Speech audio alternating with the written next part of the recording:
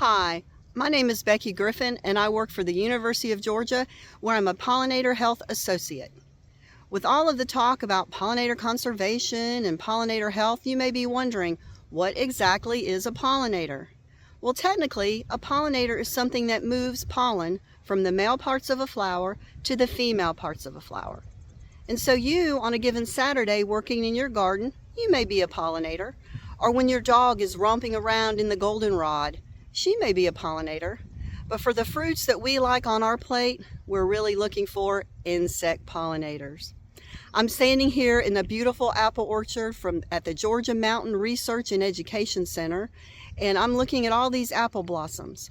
These blossoms will need to be visited by a pollinator 8 times to make an apple. 8 times. So we're looking for bees and wasps, and we're looking for wonderful butterflies to come and visit this orchard where they can fly from blossom to blossom easily and making apples for us, making peaches in our peach orchards, and strawberries. That's my thoughts on pollinators. Sarah, what do you have? Thank you, Becky, for outlining some of our well-known pollinators. I would like to introduce you to some of our lesser well-known or surprising pollinators. I'm going to start with the invertebrate group. Evolutionarily, we have beetles that were among our very first pollinators, and they still pollinate many of our primitive flowers like magnolias. In the deepest, darkest, dampest recesses of our dense forests where many bees and butterflies don't go, we rely on cockroaches to provide our pollination services. We have mosquitoes that pollinate orchids. Tiny flies called midges are responsible for pollinating cacao, which brings us our delicious chocolate.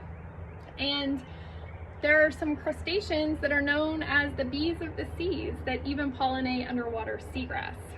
If we move on to our vertebrate classes, 4 of the 5 classes of vertebrates are represented as pollinators. I'm going to ask you at the end which one I didn't cover, so take note. We have a tiny orange Brazilian tree frog representing the amphibians. For reptiles, there are tropical lizards, there are skinks and geckos that perform pollination. Many of us are familiar with birds, like the hummingbird that pollinate. However, did you know that up to 12% of birds perform some sort of pollination service, from wrens to warblers to woodpeckers? And then finally we have mammals, and there are quite a few representatives among mammals that perform pollination. There's the tiny honey possum in Australia that is the world's only nectar-feeding marsupial. There are lemurs that pollinate in Madagascar. There are bats, of course, which many of our subtropical and tropical places have bats that perform pollination, and plants like agave and dragon fruit rely pretty much primarily on bats for pollination.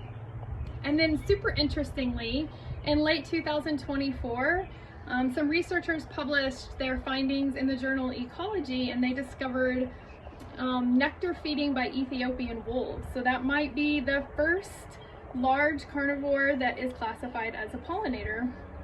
Okay, trivia question. Which class did I not cover of vertebrates? That would be fish. So there is no direct pollinating fish yet that has been discovered, but they have even been implicated in having effects, although indirect, on pollination by feeding on things like dragonfly larvae, which eat a surprising amount of pollinators. Therefore, they have an effect on the overall outcome of pollination. So there's our overview of the diverse world of pollinators. Thank you for joining us today. I hope that you learned something.